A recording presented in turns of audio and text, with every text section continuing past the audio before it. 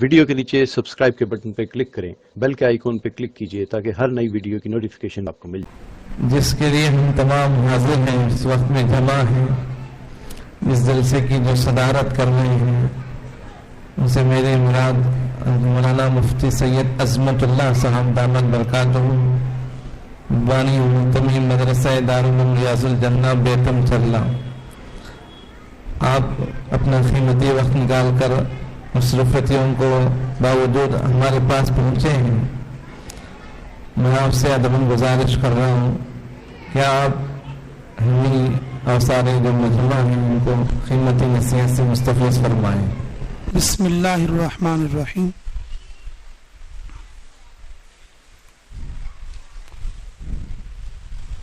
ماں باپ کا اولاد کے لیے سب سے بڑا تحفہ اور اپنے بچوں کو قرآن سکھا دینا ہے۔ دنیا کی ساری دولت بھی دے دیں گے تو اولاد کا حق ادا نہیں ہوگا سوائے قرآن کے۔ ماں باپ اولاد کو دینے والے تحفے میں، اولاد کو دینے والے انعام میں سب سے بڑا تحفہ، سب سے بڑا انعام قرآن کا سکھا دینا ہے۔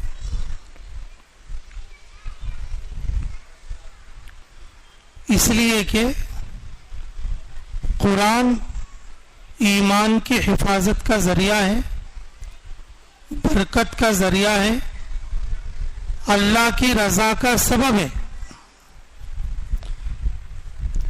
حضرت عبداللہ ابن مسعود رضی اللہ تعالی عنہ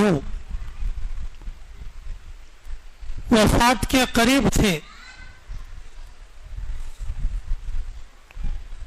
عبداللہ ابن مسعود رضی اللہ عنہ کے سالے صاحب نے آ کر کہا، بھائی جان تمہارے گھر میں کیا نہیں ہے؟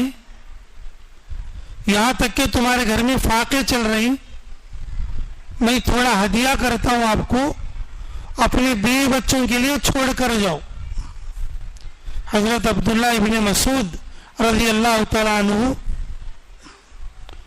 اپنے آخری وقت میں ارشاد فرماتے، میرے بچوں کو مال و دولت کی ضرورت نہیں، میں نے اپنے بچوں کو سورہ واقعہ سکھایا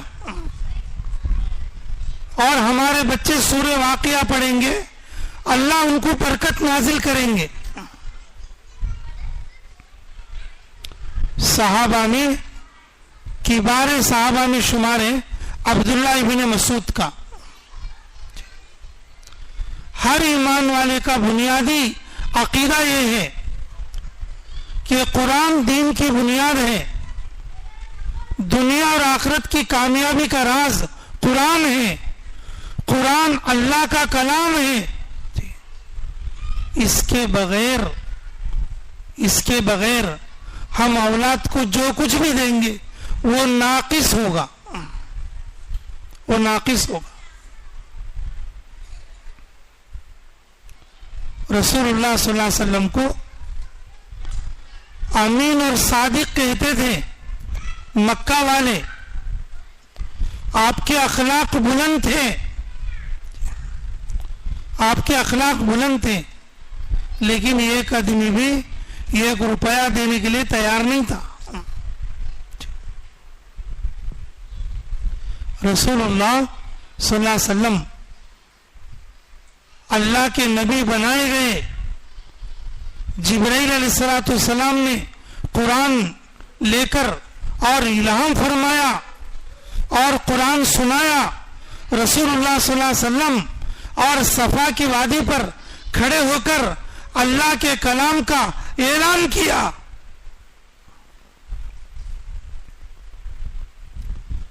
مکے میں ایسی حالت آ گئی، مکے میں ایسی حالت آ گئی کہ سارے سرداروں نے ابو طالب کے پاس جا کر کہا کہ اے ابو طالب تمہارے بھتیجے کو بول دو۔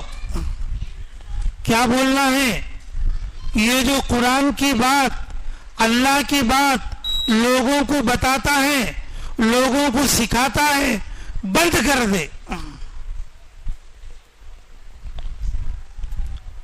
اگر وہ کسی اچھی لڑکی سے شادی کرنا چاہے پورے عرب میں اچھی بچی کو لا کے شادی کریں گے.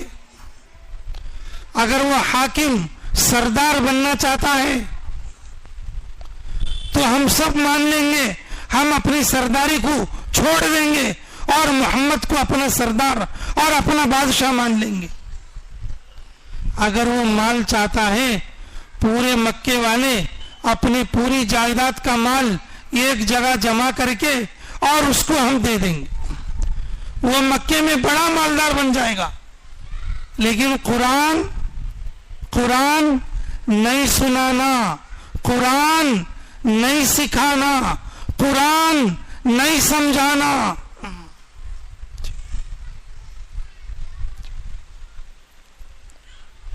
عجیب تعبیر ہے. دیکھو میرے عزیزوں, ابو طالب نے رسول اللہ صلی اللہ علیہ وسلم سے کہا کہ بھتیجے لوگ یہ کہہ رہے ہیں, تو رسول اللہ صلی اللہ علیہ وسلم نے کہا چچا جان ایک ہاتھ میں میرے سورج رکھ دیں اور دوسرے ہاتھ میں چاند رکھ دیں, جو اللہ کا کلام مجھ پر نازل ہوا ہے اس کو بتائے بغیر, اس کو سکھائے بغیر, اس کو پہنچائے بغیر میں نہیں رہ سکتا.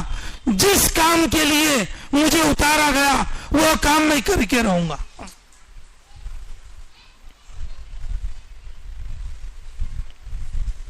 ابو طالب نے کہا مکے کا پورا مالدار بن جائے گا.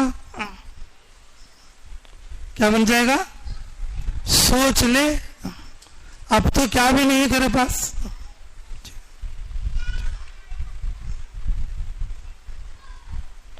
اب تو تیرے پاس کچھ بھی نہیں. میرے عزیزوں, اللہ ہمیں قدر کی توفیق نصیب فرمائے.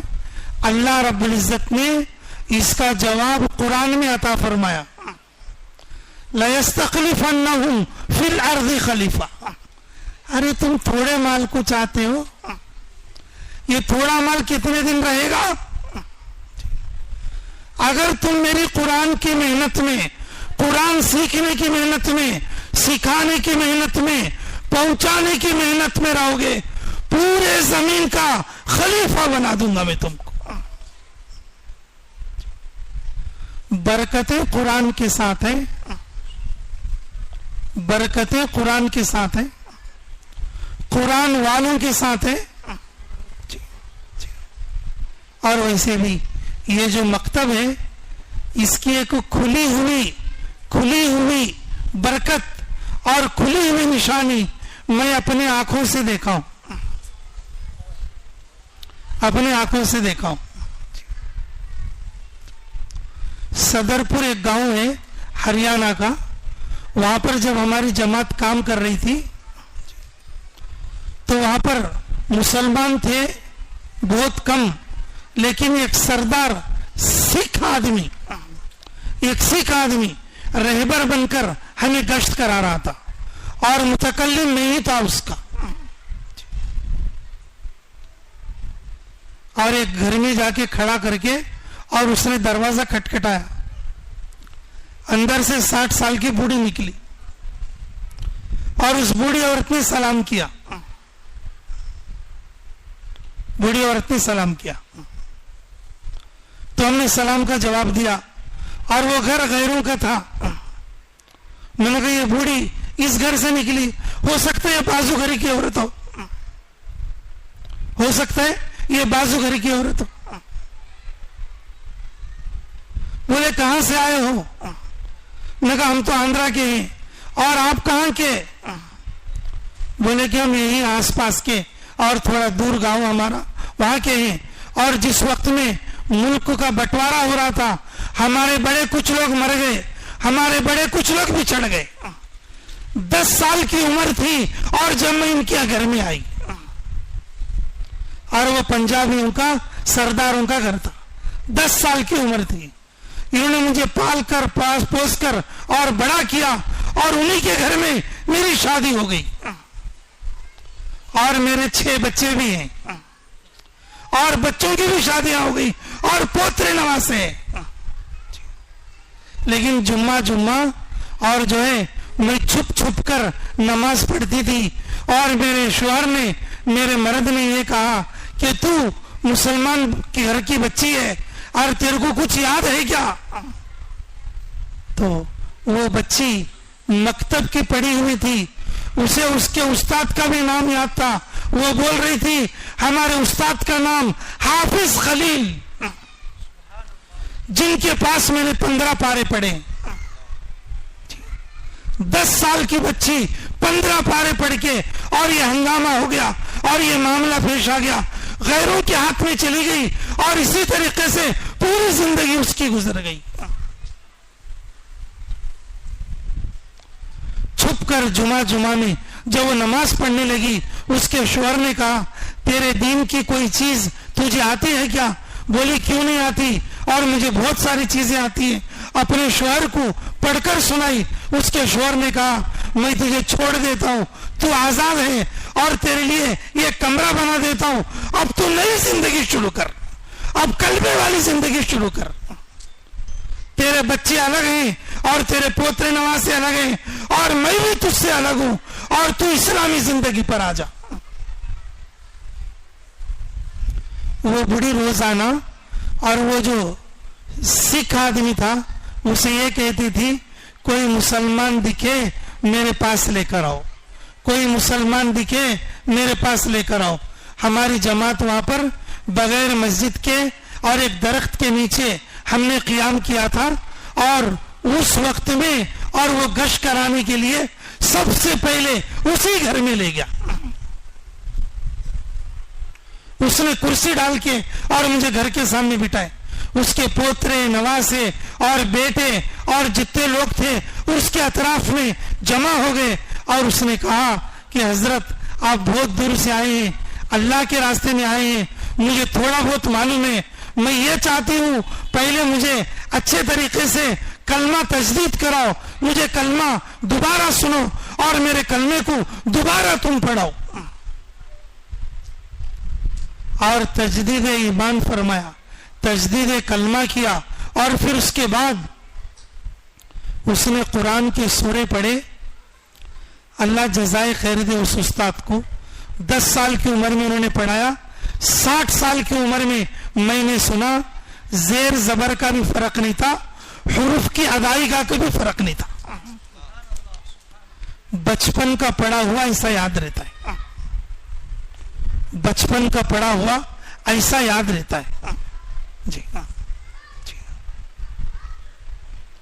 अल्लाह हमें कदर की तौफीक नसीब फरमा। हमारे सीमेंट नगर में एक बड़े मियाँ रहते थे, हमारे सीमेंट नगर एक बड़े मियाँ। मैं नया नया जो है कि देवबंद से पढ़ के जब भी आया मैं, जब हमारी जमात पहुंची और बड़े मियाँ का आखिरी वक्त है, चलो देखने के लिए चलेंगे। जो जमात के जिम्मेदार थे और वो हमें भी ले गए साथ में, हमारे अमीर साहब इस वक्त में मडागास्कर में 5 महीने की जमात में। अल्लाह उनके वक्त लगाने को कबूल फरमाए। जब हम लोग वहां पर पहुंचे तो वो जबान से कुछ पढ़ रहे थे, उनकी जबान कुछ हरकत कर रही थी और ठीक से बोल नहीं निकल रहे थे। तो हमने जाके सलाम किए, बैठे बात किए, बोले कि क्या पढ़ रहे हो, क्या पढ़ रहे हो? बोले कि सूरे यासीन पढ़ रहा। क्या पढ़ रहे हो? सूरे यासीन पढ़ रहा हूं। सूरे यासीन कहां सीखे? सूरे यासीन कहां सीखे? हमारे बचपन में इब्राहिम उस्ताद बोल के रही कोई बुजुर्ग, उनका ने सूरे यासीन सीखा था। मैं, हमारे उस्ताद बोलते थे कि जब कोई आदमी मरने लगे या कोई मरने वाला हो और कोई मुश्किल वक्त आए, उसे सूरे यासीन पढ़ना चाहिए। मैं बचपने में सूरे यासीन सीखा था और मरते के वक्त में और खाट पे मैं सूरे यासीन पढ़ रहा हूं। बचपन में बिल्कुल सादा तख्ती होती है, उस पे जो लिख दिया जाता है वो याद रह जाता है, लिख दिया जाता है याद रह जाता है। छोटे बच्चे बचपन में माँ को गाली देते हुए सुनते, बाप को गाली देते हुए सुनते, माँ अपने मर्द को कौन सी गाली देती कि बेटी उसके मर्द को वही गाली देती है, अगर मेरी बात गलत है तो तुम सुन लेना जाके। जी, माँ अपने घर में अपने मर्द को कौन सी गाली देती कि बेटी वही गाली उसके मर्द को उसके घर में देती है।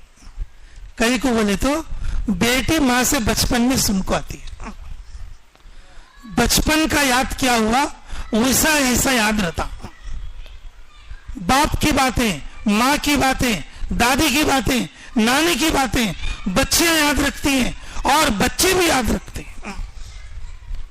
बचपन की चीजें इस तरीके से और बच्चों को याद रहती हैं।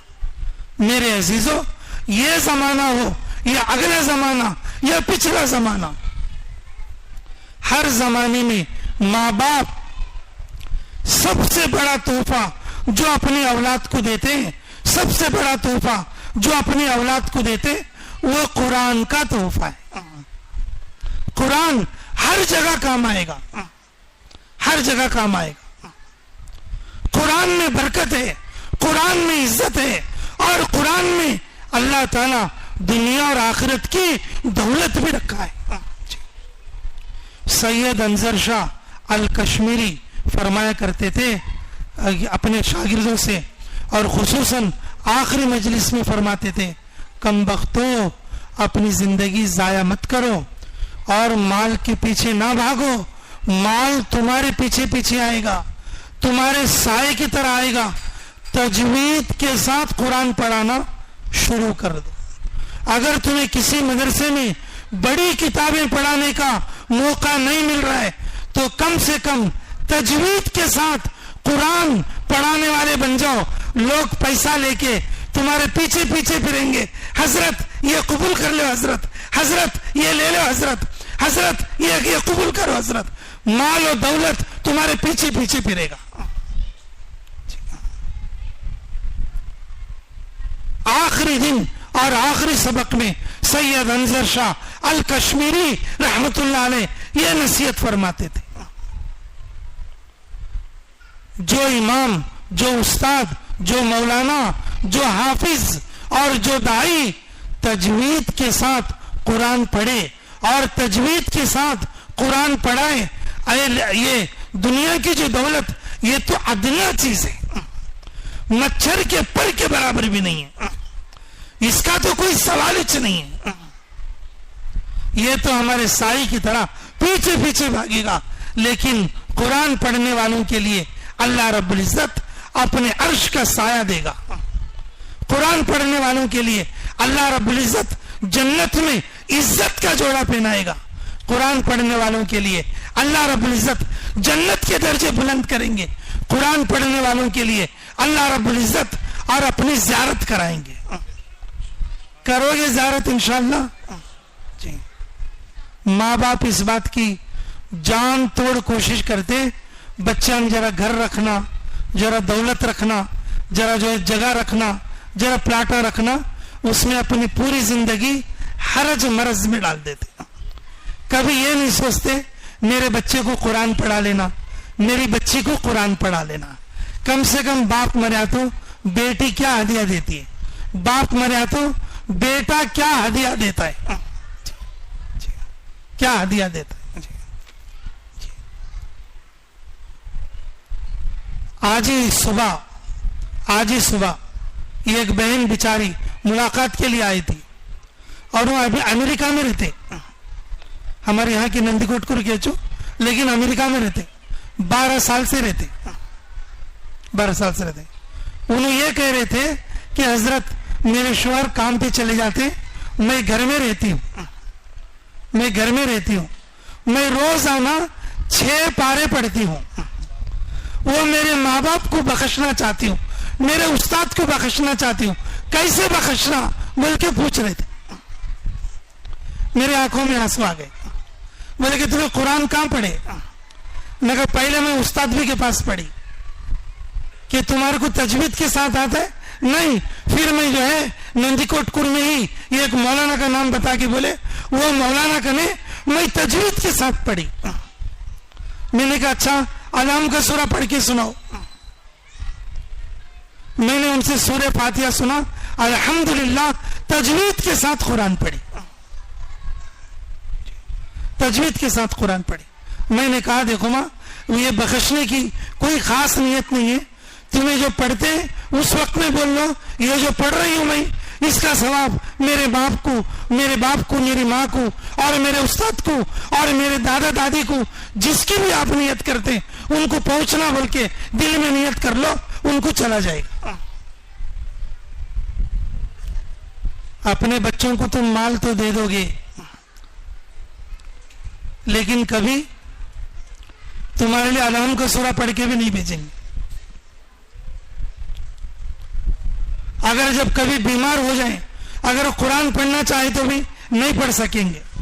جب اپنی آخری عمر میں پہنچے اگر قرآن نہیں آئے گی تو ان کی وقت گزاری اور پتہ نہیں کیسے کیسے برے وسائل میں چلے جائے گی، برے وسائل میں چلے جائے گی۔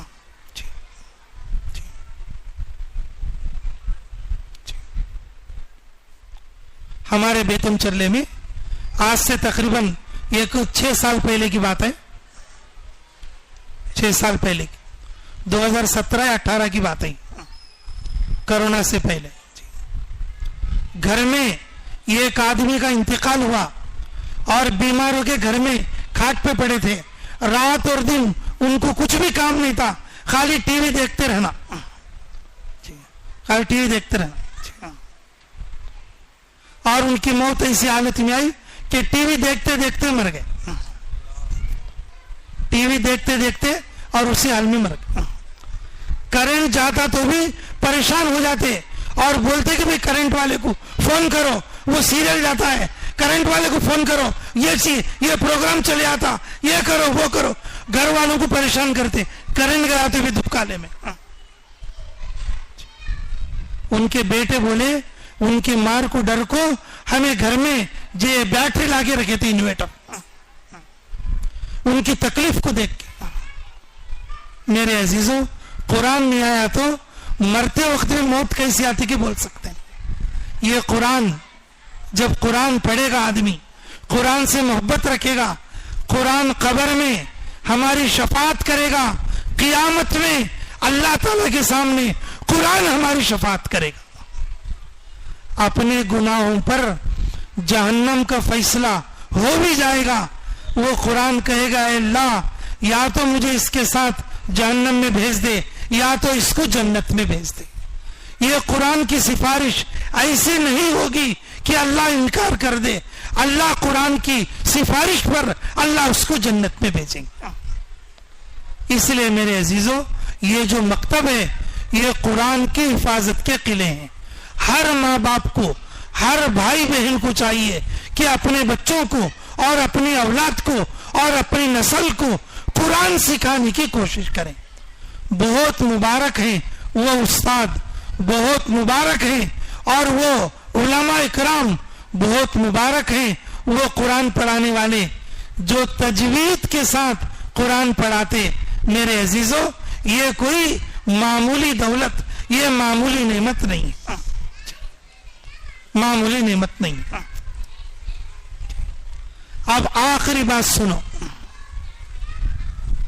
مکے والے کہتے ہیں تمہیں قرآن پڑھاؤ نہ کو، میں تمہارے کو مکے کا مالدار بناتا ہوں۔ آخری بات، مکے کے لوگ کیا بول رہے ہیں؟ تمہیں قرآن پڑھنا پڑھانا، قرآن کی دعوت دینا، قرآن کو سیکھنا سکھانا چھوڑ ڈالو، ہم تمہارے کیا بنیں گے؟ مکے کا بڑا مالدار بنیں گے۔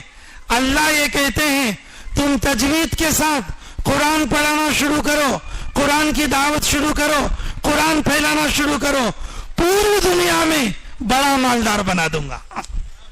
اب بتاؤ کیا بننا چاہتی تمہیں؟ ارے مکے کے جیسے مالدار بننا چاہتی یا پوری دنیا کے مالدار؟ ارے بولو بھائی، تو بنیں گے انشاءاللہ۔ میرے عزیزوں، برکتیں تو قرآن میں، بے قرآن والے کو برکت نہیں ملے گی الا ماشاء اللہ۔ جی، برکتیں تو قرآن میں ہے، تو بنو گے قرآن والے انشاءاللہ۔ بھئی تو بچے مکتب میں سمر کورس میں پڑھ لیے، بھئی بڑے لوگ بھی تو پڑھ سکے، بڑوں کو کیا چیز آڑی ہے بھئی؟ ارے بولے تو بھائی بڑے لوگ بھی تو پڑھ سکتے, روز ایک ایک آیت پڑھ لو بھائی. اگر پورے حافظ نہیں بنے تو بھی روز ایک آیت پڑھنے کی وجہ سے قیامت میں اللہ حافظوں کے ساتھ حشر کریں گے. تو پڑھو گے انشاءاللہ. اللہ تعالیٰ مجھے کہنے اور آپ لوگوں کو سننے سے زیادہ عملوں کی توفیق نصیب فرمائے. وآخر دعوانا الحمدللہ رب العالمین.